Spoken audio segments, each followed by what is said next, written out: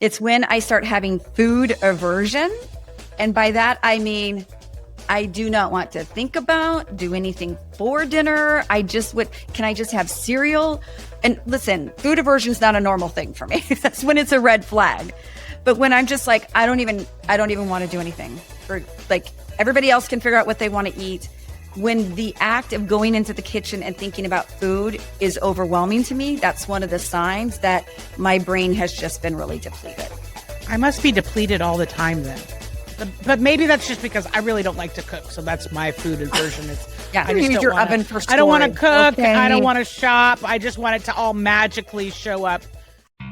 Welcome to Beats Working, Winning the Game of Events, where we share stories and strategies to turn any event or life moment into something unforgettable.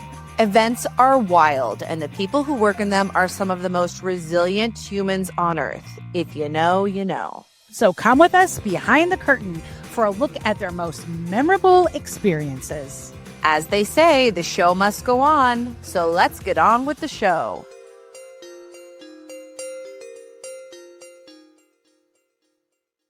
Welcome back to the Fun Table, where the conversations are real, the laughs are loud, and the hustle gets a reality check. Because today we are tackling a topic that's hotter than your inbox at 4:59 on a Friday: burnout and how to actually avoid it as we head into 2026. Everyone's doing too much, juggling too many roles, pretending like coffee is the answer, but it's really not. So today we're going to talk about what's actually working, boundaries, rest rituals, ways that we're redefining success in a way that doesn't lead to collapse. If burnout had you in a chokehold this year, this episode is your permission slip to do things differently. Let's dig in. I'm Libby Sundgren, co-host of the Beats Working, Winning the Game of Events podcast. With me here are Elise, throwing it to you. Thanks, Libby. I'm Elise Bryson, the co-host to Libby Sundgren for Beats Working, Winning the Game of Events. And when you said that coffee is not the answer, I was like, well, it is, followed by a Celsius. And a Diet Coke. And a Diet Coke. Like, I was like, yeah, those are totally the answers. So, but I'm really grateful to be here today as we round out 2025. Because, yeah, there's so much going on in the world, and there has been, that the burnout is real. And so I'm really excited to talk with the Fun Table about things that we can actually do to kind of set ourselves up for a successful and less burnt out 2026. Dele? Thank you. I'm Dele Downs-Cooley, TEDx coach and personal brand strategist to speakers. I am so excited to be talking about this because it's December. It's that time where we wind down and prepare for the next year and what's coming. So I'm excited to be talking about this today. Hi, everybody. I'm Kristin Graham, and this topic is near and dear to my heart. And at this time of year, my wish would be to give the whole world a really long nap.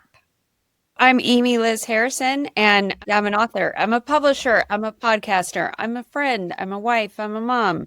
I don't know what else, but you fill in the blank. She does it all, people. Love she it. does it all. None of it well, but I do a lot of things. I just agree with that. The first part, you do it well. Okay, what are your personal red flags that burnout is creeping in, and how do you catch it before you actually burn out? Dele, you go first. Oh, I love that question. So I'm just going to start by saying, in recent years, most of my burnout tips come from Kristin Graham and Unlock the Brain. So there's that. Mm-hmm. I have an Oura ring. I love it. It actually has told me to call a doctor before. And that phone call resulted in a surgery that resulted in me turning my health around. And it's been amazing and fantastic. So how do I know? Like, what's the red flag? My Oura ring is one of the many tools that I use to check and see where am I at. My Oura ring gives me resilience scores, and Oura is the ring that I use, the tool that I use. There are lots of wearable tech out there that do similar things. So from a tech perspective, I use tools that track my health, resilience scores, all of those things. How do I know that I'm approaching burnout? It's when a nap is not enough. Being tired is something that we all experience. When I can't recover from that tiredness with a nap, that is the biggest red flag there is for me, that there's a problem and I need to go deeper. That's when I pull out my apps and start looking at resilience scores and start coming up with plans. And I do love those tech tools because they actually offer me actionable tips. In the absence of tech, if a nap's not working, boundaries are the thing for me that help with that red flag that burnout's creeping in. And Kristin, Dele said it a few times, and we're going to plug it again, but you talk about this a lot with Unlock the Brain. You have so many tips, so many ways to try and catch it before you really fall into a burnout hole. So how do you see it? What's your personal red flag, and what kind of red flags should everybody be looking out for? Yeah, such a great question. And I do appreciate the plugs, but a lot of this work comes from the recognition of living in it. So this is about learning out loud, not having solved all of it and being immune to burnout. What I really like about this particular topic is the micro-burnout. I think that there's something about hard charging, high-wired individuals. Let's be honest, we're probably not ever going to completely just shut off. We're just going to grind a little harder on the gears. So I've been focusing a lot lately on the micro burnout. And one of my personal signs is what I call tired but wired. And it's when I start having yawning like at 6 p.m. And all of a sudden I've yawned 8 times in a row and bedtime seems so far off. Or even if any of you have done this, like where you're like, okay, I'm going to go to bed. And then you get in bed and you're like, I'm just not there yet. Like I'm exhausted all day, except for when I'm going to bed. And then it's just this, my brain won't stop. That for sure is a sign for me. And another one, and I had this yesterday, so it is fresh. It's when I start having food aversion. And by that, I mean, I do not want to think about, do anything for dinner. Can I just have cereal? And listen, food aversion is not a normal thing for me. That's when it's a red flag. But when I'm just like, I don't even want to do anything for, like, everybody else can figure out what they want to eat. When the act of going into the kitchen and thinking about food is overwhelming to me, that's one of the signs that my brain has just been really depleted. I must be depleted all the time then.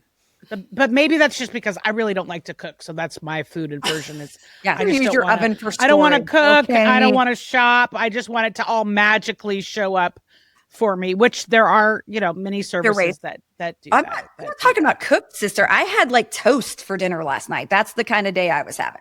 Like that wasn't I get cooking. it. I get it for sure. I think I'm probably the biggest napper in this group because I nap 5 days a week minimum. And if my schedule allows, I don't set an alarm. And I have found that I don't really need to anymore. The days have kind of passed where I would sleep for 2 or 3 hours, which is for me a sign that there's something that I'm dysregulated when I'm napping that long in the afternoon. Now, if I lay down, I can be rest assured, pun intended, that it'll be under an hour. It'll probably be, the sweet spot will probably be like 40 minutes. And so, but I love naps, and I'm a hardcore napper. I'm in my room, in my bed, under the covers with the blackout curtains. Like I'm in bed, not like my mom is also a napper, but she does it sitting upright in a chair. And I'm always like, I don't understand. Like, what's the point? So napping to me isn't necessarily a sign of burnout, depending on the length of the napping. But it comes from, again, a lot of lived experience of burnout, because I have a little tendency to be obsessive with things. And when I realize that I've been touching a project or a thing like with no days off. Like when I can't remember the last time I didn't, check on something and spend time with it on a daily basis. That is work related, that's usually not a good sign for me. Amy, how do you track burnout? What's your red flag? One of mine is, the whole concept of that book, The Body Keeps the Score. And one thing that really shows up for me is I'll notice that I'm not breathing. And what I mean by that is, yes, I'm breathing involuntarily to keep myself alive, but I'm not like I'm clenching or holding my breath instead of actually doing restorative relaxation breathing techniques, which I tend to just function better like that. And then the second thing is, have you guys ever had that thing where you're staring at a computer screen? You've been quote unquote working at something for a long time, but you can't think anymore, but you're trying to produce results somehow and you're sort of just spinning. That's my second thing. And then, kind of my third thing is my attitude. So when I look at my life and all the good things in it that I'm usually grateful for, I'm starting to look at them through these other lenses of like obligation instead of opportunity. And I'm not saying to try and put like some kind of a Pollyanna positive spin on everything and woo, let's just pretend everything's hunky dory. But just when I feel that like, this is an obligation, like everything just seems to feel heavy, that's when I know I'm like about to lose it. And that's kind of my real red flag. Mm-hmm. That's an important share, Amy. I feel like when I am resisting responding to texts or I don't want to call people back or I'm like, I can't call my mom right now. I think those are subtle signals that I have a fun deficiency, that the places I normally go to get a boost are not available to me. Yeah, I would call that my disconnection from joy. Oh, Yes. Say more Because about that. it is like I said when you are so tired that a nap doesn't fix it, all of the examples that you all have shared have been some of the signs before you get to that point. And for me, another one of those things is, there's the loss of joy early on where you are kind of disconnected and things that would normally bring you joy, like a quiet morning or connecting with people that you really enjoy or that creative work, just like you said, Elise, those, like you said, Kristin, they start to feel like obligations. And that is a huge yellow flag. And I know Kristin has examples because did you ask that question about how to catch it earlier? When that happens and you're starting to feel overwhelmed and you have those red flags or those yellow flags before you get to red, I think we've talked about this before, the capacity check. When you're asking what's mine to carry and what is it that I can let go of or pass on to someone else, because when we're aware of that, it helps us with that slow creep that's coming in before we get to a huge problem. And I think we're all accustomed, if you're a high performer, to push through. Whereas if we catch ourselves not breathing, if we catch ourselves with, I think one of the other things that somebody came up with was that clutter. Does anybody else have that problem? Like the digital or emotional clutter? It's a mirror of what's happening externally. So if I have 500 tabs open on my computer, that's probably a sign that there is something going on in my life and maybe I need to check on that. Yeah. are you talking down about my emotional support tabs? Absolutely that I have not. open on my computer. I every have day? emotional support tabs, and my office, that's another sign. When I walk into my office and it looks like who did it and ran, that is a clear sign. I don't normally operate that way. So when I have a lot of clutter physically or digitally or even emotionally, it's a sign to pause. So everybody has mentioned this, high performers, which almost anyone I know in the event industry fits that bill. And in the event world, it can be so very, busy times. You go through days where you're working nonstop because you have a big event coming up. And then, you have a little bit of a break, and then you kind of get back into it. It can be very cyclical depending on, the size of your team or if you're a one-person show. So how do we balance ambition and boundaries in a world that's telling us to do more, and in a world where we're telling ourselves we should be doing more? Everyone has a hustle and a side hustle and a secondary side hustle. I'm curious how you women find that balance.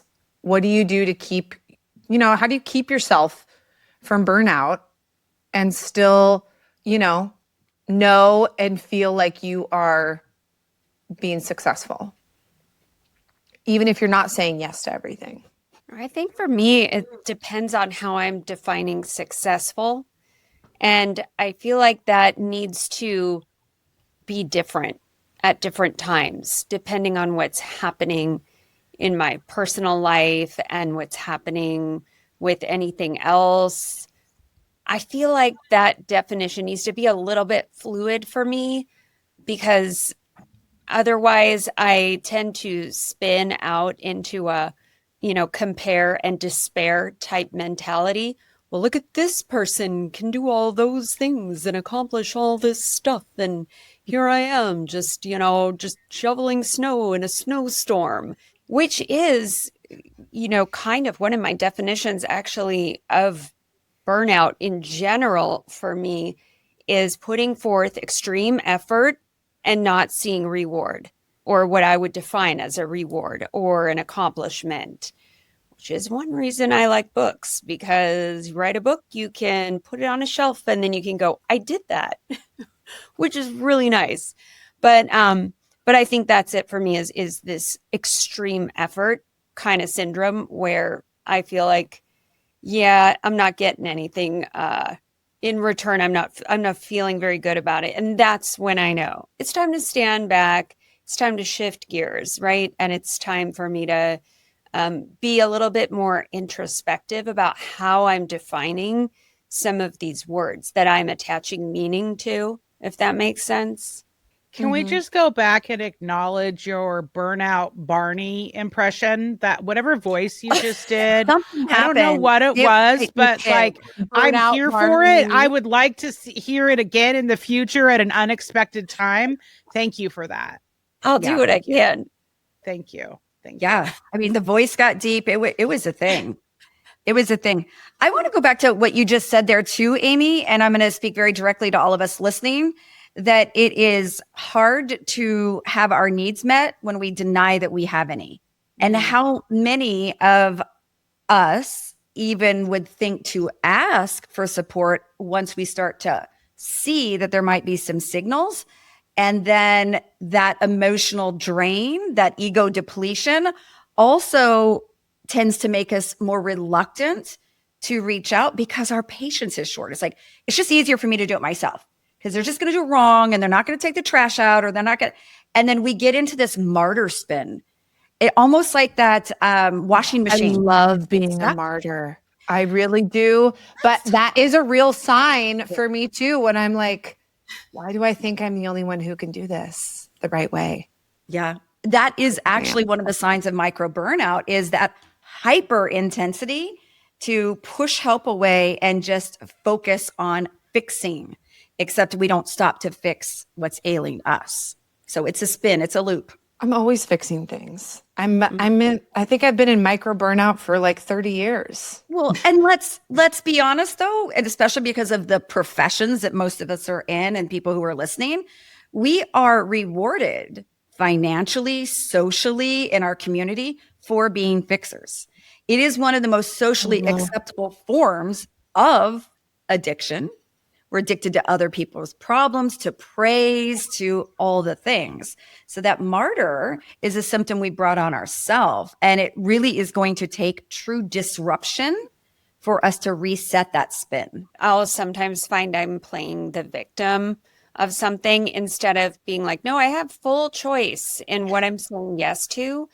And so when I'm playing the victim and not a willing volunteer to participate in something, that's when I know for me, I need to relook at my boundaries too and just go, wait a minute, let me back this train up and like see what I'm doing here.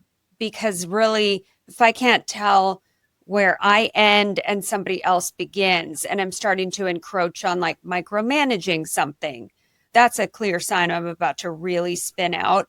Good one. Yes. I feel that so much. And I was just having a conversation about the concept of being nice versus kind. And that for me was a light bulb moment because we have been conditioned to be nice. And if you're nice, it impacts your boundaries because saying no used to feel like you're letting people down. Kind is the ability to say no, and you're choosing your own personal alignment over other people's approval. That's like putting the oxygen mask on first.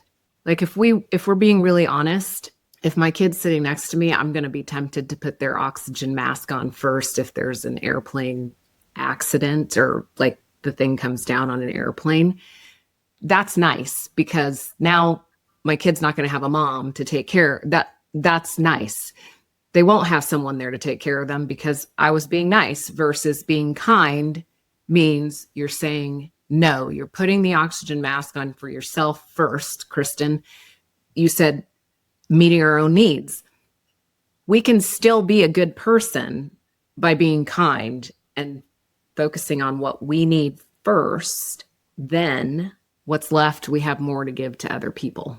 I love that. You all keep reminding me of some of my favorite quotes. And one of them, exactly to what Dele was saying, is you are not required to set yourself on fire to keep other people warm.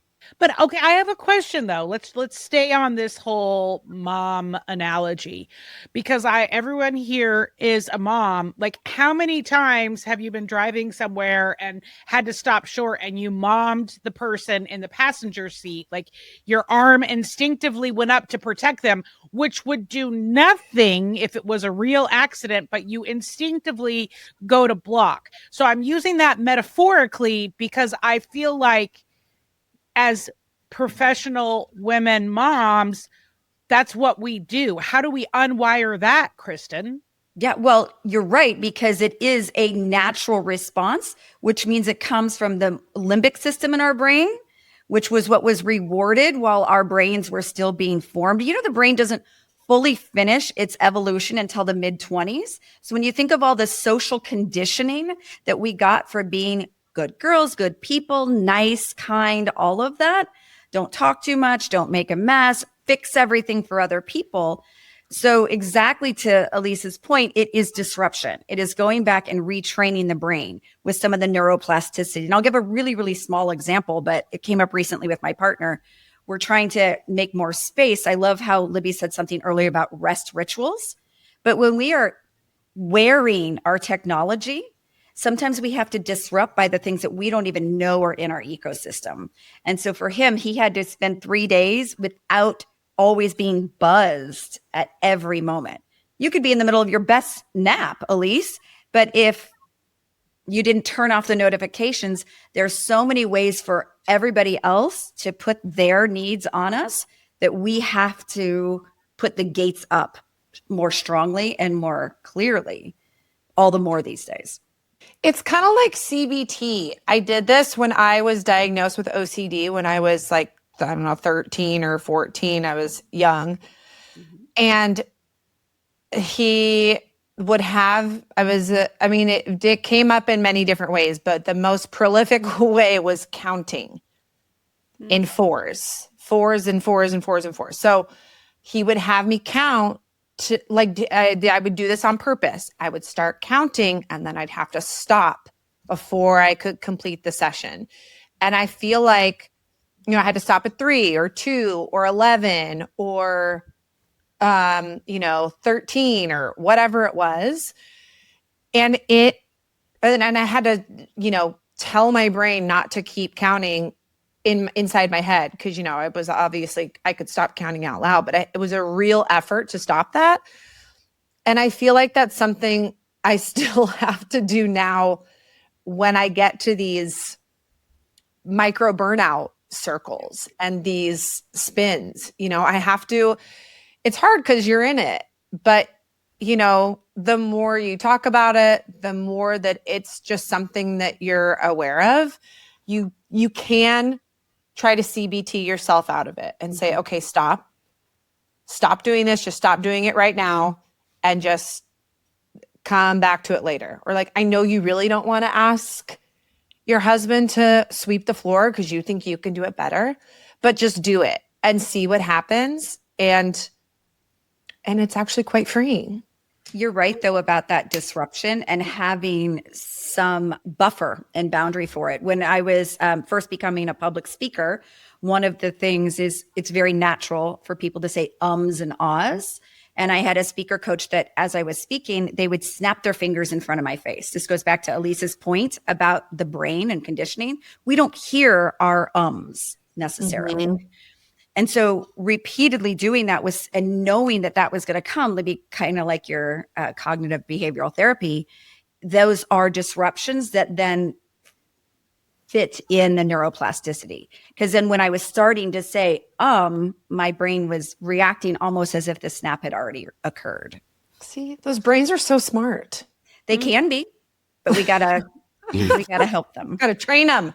Little bit. Okay, so as we move out of December, out of 2025, into 2026, what are your go-to recovery rituals and ways to recharge so that you don't get into burnout?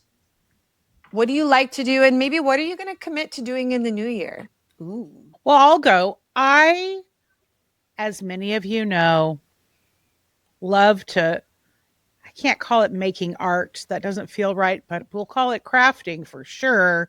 But I love to play and make things, bedazzle things, paint things, arrange things. You know, what'd you say the other day? If it stays still long enough, I'm going to glue some glitter on it. Stand still long enough, I'm going to glue something on it. And and what I love about that is, and I typically do not do that with the TV on. Sometimes I will if it's some mindless show in the background, but usually I'll have music or maybe a podcast or maybe a book on Audible.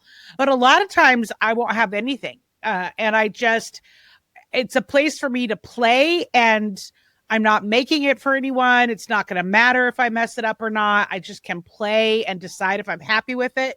And that helps me kind of disengage from all the other hamster wheels in my head of all the things I have to do, because it's so tactile, right? I have to be where my feet are when I'm playing in that way. And so that works for me really well. Plus it's a false sense of control, right? Like it feels like, because I am the queen of my diamond castle, right? So no one is going to move my glue or move my rhinestones. Like, nope, nobody is. And so that's something that I really do. And it could be anything. It could be coloring. It could be a puzzle. It's just do something with your hands that's not on a screen. Just do something. Maybe, Libby, for you, it's gardening. I know you love to garden. Like, do something with your hands that's not on a screen. Whatever that is for you. And Brilliant. If you want to come over and glue with me, you're welcome. Brilliant. I would add on to what Elise says, and to answer your question, Libby, I've done a lot of research in the last year on hydration. So one of my goals in the year ahead is to really continue to increase incrementally my hydration, because it goes to all of the burnout flags that I tend to experience. And back to what Elise says, and with the rest ritual, I have a dog. And so walking the dog without technology nearby. So it's not just your hands, it's your feet.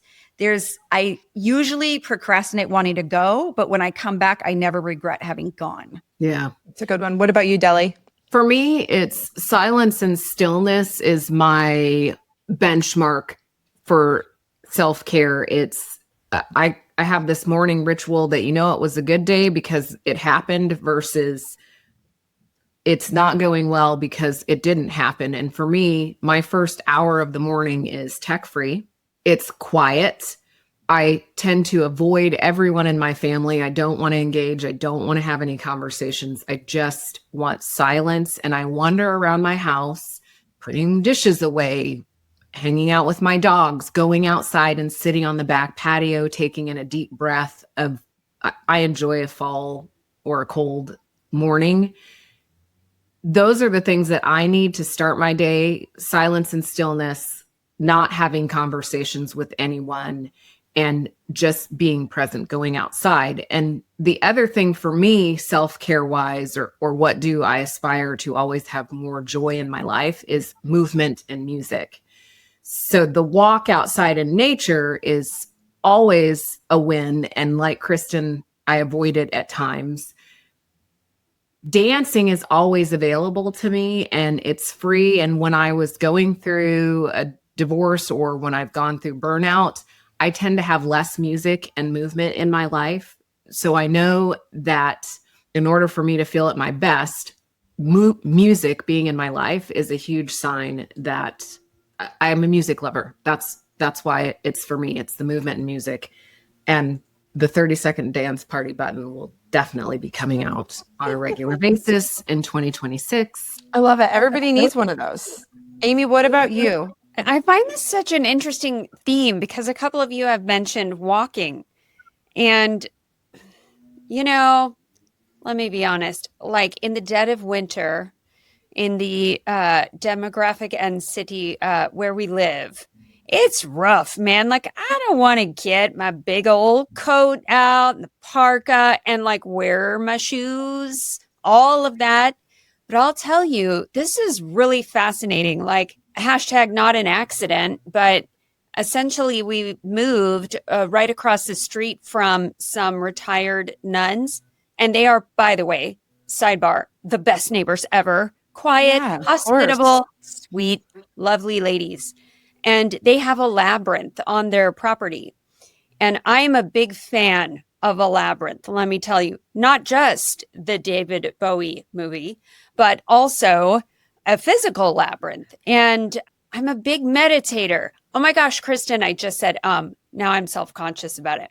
Anyway, that was a good little, that was a good tip. So what I'll do is I'll text Sister Carmel and I'll say, hey, can I pop over real quick and do the labyrinth? And 9 times out of 10, yes, I can. And so I'll walk over there. I don't talk to anybody. I don't see anybody, but I'll do the labyrinth a couple times and I'll come back.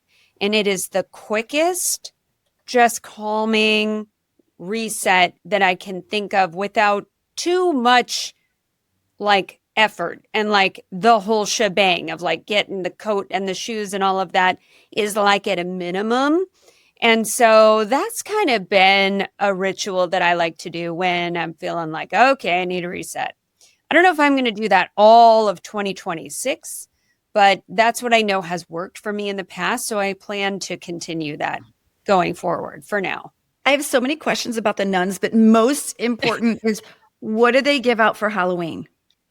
We have not trick-or-treated there. However, we have brought cookies every Christmas, and they have reciprocated our gesture by breaking out in song and doing They Christmas sing to you carols. when you bring them Yes. cookies? They're the best. Okay, so I'm adding that to my list. I'm adding that to my list for 2026. I'm going to get, my goal is to get to know Sister Herman. Yeah. And befriend her and have her be friendly to me. Done. I need Say a whole more. episode on the nuns. And the labyrinth. Yeah. Yeah, I mean, there's so much here. And then I've seen an opportunity for some Golden Girls moments of like, if you don't want to walk outside, like mall walking, friends. You know, as we wind down, I would love to tag team on that, Kristin, because I have now been targeted by this Instagram reel from Portland, not 1, not 2, but 5 times on a group that is dressing in like 80s gear, and they go and they walk the mall. There's a leader. I assume she's the leader because she's the one like wearing a Walkman, and they go and they just kind of walk, dance through the mall together as a group, and they don't care who's watching. Obviously, now it is Portland. There's that. But I'm always down for a sneaker and mall Fun walk. Table Walk Club All Sign day. me up. Sign me Fun Table up. Mall Walk. Yes. I Fun will people on the labyrinth go. at Home Goods with anybody. I'll even go get the leotard with the high sides. Remember those? Oh, I'm holding you to that. I'm absolutely holding to you that. All right, everyone. Well, hopefully you've taken away some great tips today on how to avoid burnout. Feel free to email us if you have any questions, and do make sure to go check out Kristin's Unlock the Brain. She has so many valuable tips over there. And if you have an idea or you want to reach out, you can email us at info@beatsworking.show. And remember, every detail matters, every moment counts, and no matter what, the show must go on. Thanks for listening to Beats Working, Winning the Game of Events, where we explore what it takes to make moments unforgettable. If you're leaving with a little more inspiration, a little more perspective, and a big side ache from all of the laughing at our funny jokes, then we've done our job. Beats Working is a Work P2P production. If you've enjoyed this episode, please don't forget to subscribe, rate, and review us on your favorite podcast platforms. Your support helps us keep the magic going.